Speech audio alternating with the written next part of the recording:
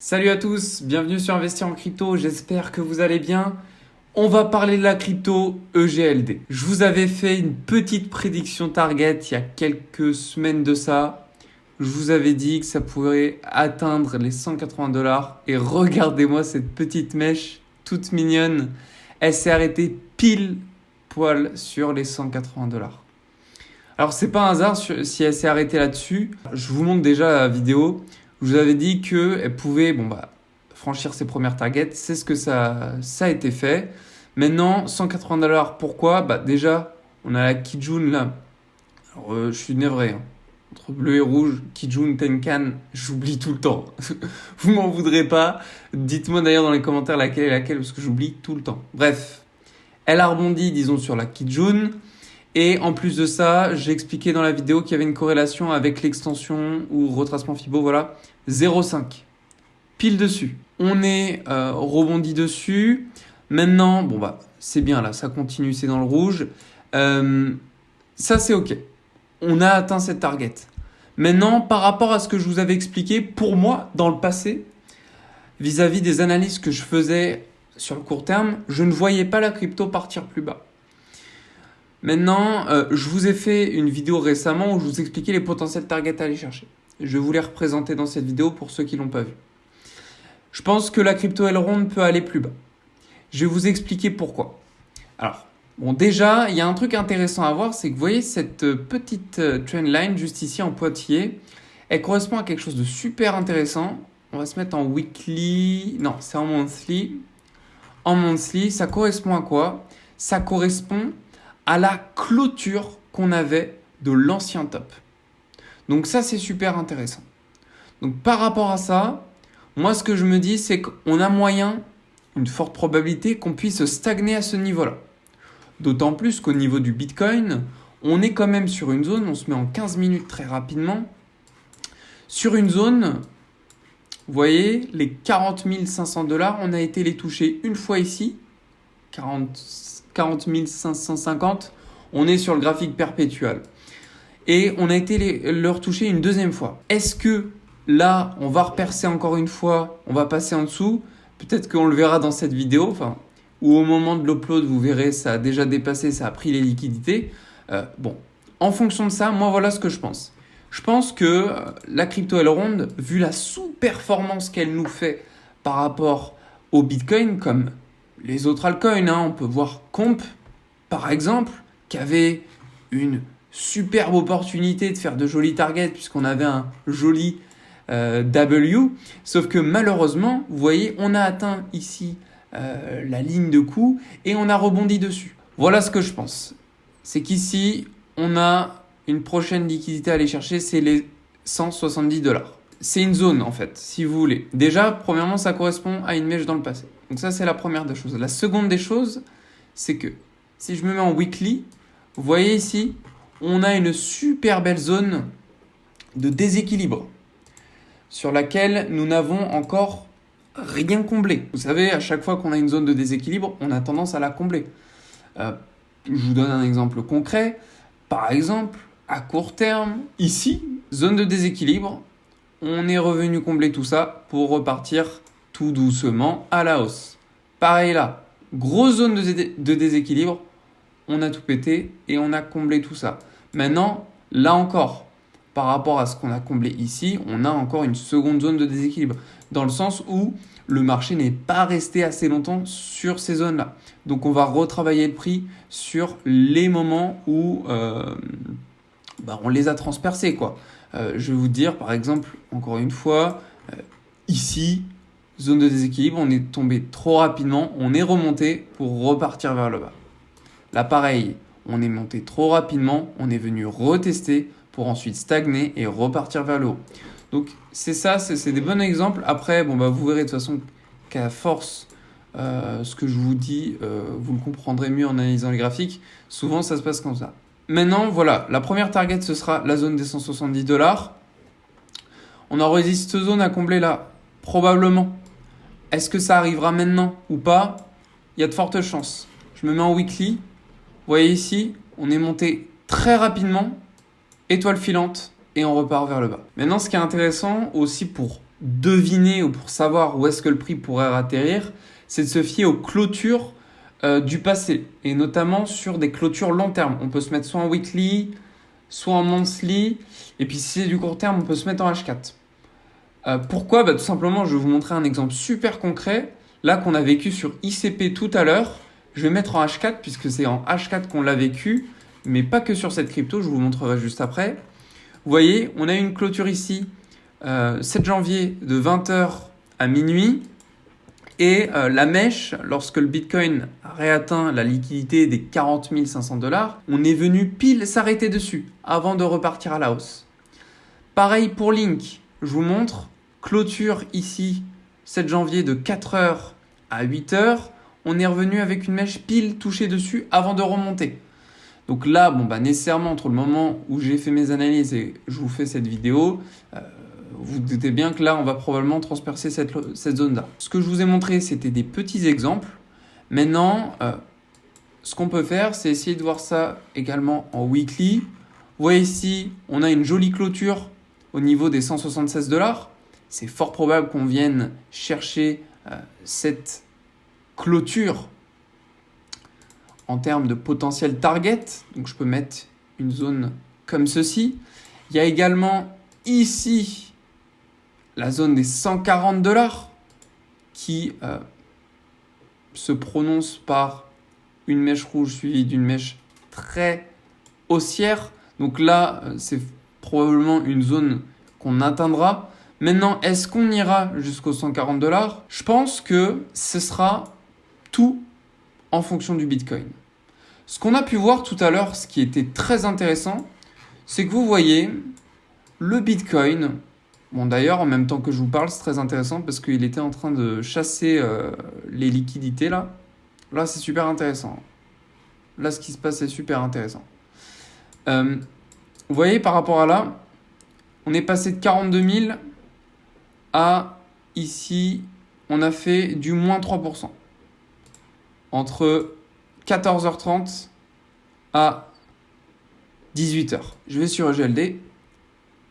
De 14h30 à 18h, on n'a pas fait moins 3%, là on a fait moins 9%. Donc vous voyez à quel point il y a un énorme impact lorsque le Bitcoin lui fait seulement 2-3% sur les altcoins derrière. Donc voilà ce que je vois, si le Bitcoin défonce tous les stops qu'on a ici entre cette zone des 40 000 $ et des 39 500 $. Pourquoi 39 500 ? Je remonte avant. Juste ici, vous voyez, on a une mèche qui est venue pile ici. Donc il y a beaucoup de personnes qui se réfèrent à cette mèche-là en se disant, moi, je rentre ici et je mets mon stop là. Donc cette prise ici aux 39 500 $ sera très importante. Et par rapport à ça, si le Bitcoin vient chercher cette mèche-là, alors on aura tellement un enfoncement prononcé à la baisse que la crypto Elrond pourra aller chercher des targets extrêmement basses comme la zone des 140 $. Alors ça fait pas rêver parce que moi je vais vous dire un truc. Il y a un mois de ça, non attendez, c'était octobre, début octobre. Je me rappelle, j'étais rentré sur Elrond. J'étais rentré pour la première fois sur Elrond. Ici. 187 $. Quelque chose comme ça. J'avais pris un effet de levier. J'avais fait un effet de levier x2. J'étais rentré ici. Ça avait grimpé. C'était monté jusque là. Donc ça avait fait combien ici à ici. 193%. Multiplié par 2. En gros, ça avait fait ça, quoi. La grosse boulette que j'ai fait. Mais je pense que je suis pas tout seul. C'est pour ça aussi que je vous en parle. C'est qu'il y a beaucoup de gens qui sont dans mon cas. J'ai pas vendu. Oh, je vous jure. Pourtant, vous vous rappelez, j'ai fait des prédictions sur Elrond. Je vous ai dit, ça va atteindre les 540, 560 $ et tout. Et je sais pas ce que j'ai fait. Je crois que j'ai joué à la roulette russe, en fait. Je sais pas ce qui s'est passé dans ma tête. J'ai vu le pic là, sous mes yeux. Je regardais sur mon téléphone. Ensuite, ça descend. Je dis, ah, ok. Ouais, ok. Je vois ça descend. Ah, ouais, ça fait chier. Et là, ça revient pile au moment où j'avais investi dessus, quoi. Donc, je vous rassure, moi, j'ai retiré quand j'étais, je sais plus, je crois que c'était 280 $. Franchement, j'ai retiré super tard. J'ai retiré ici. Mais c'est pour vous dire que aujourd'hui, bon, bah voilà. Admettons que vous étiez dans le même cas que moi, voire même vous êtes en perte parce que ça se trouve, vous avez peut-être investi ici et vous êtes là aujourd'hui. Franchement, je pense qu'on est à un bon prix d'entrée. Maintenant, par rapport à ce qu'on peut voir sur le Bitcoin, mais également ce qu'on peut remarquer ici, le déséquilibre qu'on a sur Elrond, on peut atteindre facile les 140 $. Donc, je vous ai tout dit ce que je pensais. Maintenant, je vous referai des petites vidéos à court terme pour analyser rapidement la crypto. Si je voulais vous montrer aussi EGLD BTC, vous voyez ici, bon bah c'est pas ouf parce que on a cassé, vous vous rappelez, je vous avais montré ici une zone super pertinente. Je crois que c'est un logarithmique. Ouais, voilà, c'est un logarithmique. Zone super pertinente. Ici, ah là, voilà, un truc comme ça, je crois. Et en fait, c'était une trendline super importante à ne pas casser. Et qu'est-ce qu'on a fait? Je vous supprime le charabia que j'ai pu dessiner là. On a rebondi sur cette zone. On a mis du temps, mais on a rebondi dessus. Et là, descente aux enfers. Donc, voilà aussi la cause et le fait aussi que on a une sous-performance de GLD face au Bitcoin. Et en plus de ça, si le Bitcoin continue la chasse au stop et qu'il va chercher des targets comme ici, les 39 500, 37 000 $, 31 000 $, ou encore 29 500 $, ça sent pas bon. Mais cela ne veut en aucun cas dire que c'est un bear market.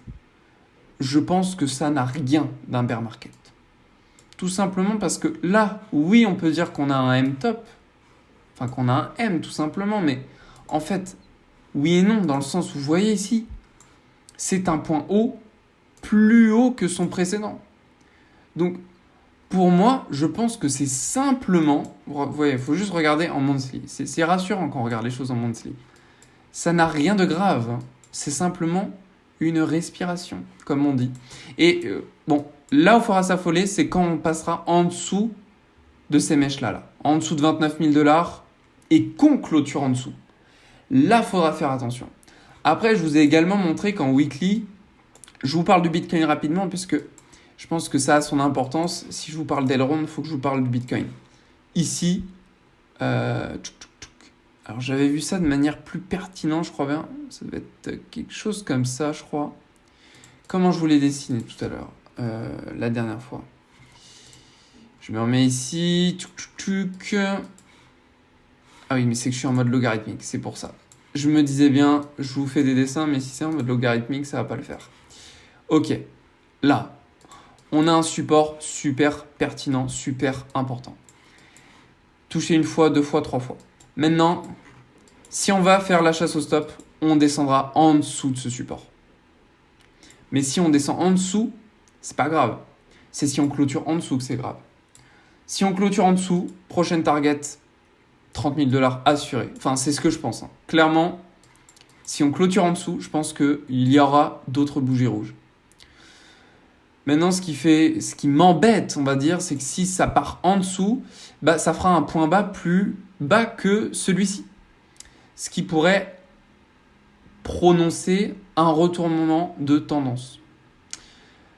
Puisque là, on a une tendance quand même bullish. Hein.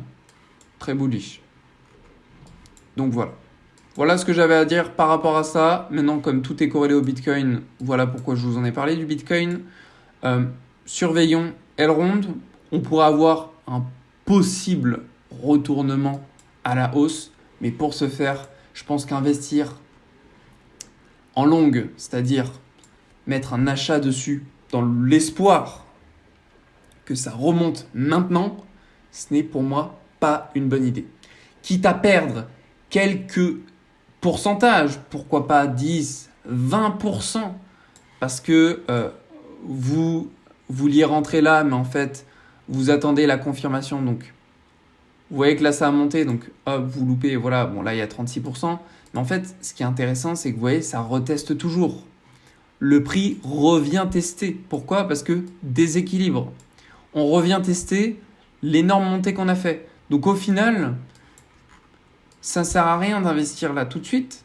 Parce que si ça remonte, comme ça nous a fait là, ici, avec 3 bougies en daily, là, super hautes, en fait, ce que vous avez concrètement manqué, c'est cette différence entre la mèche la plus basse là et encore. Faut arriver là, faut mettre un ordre d'achat ici.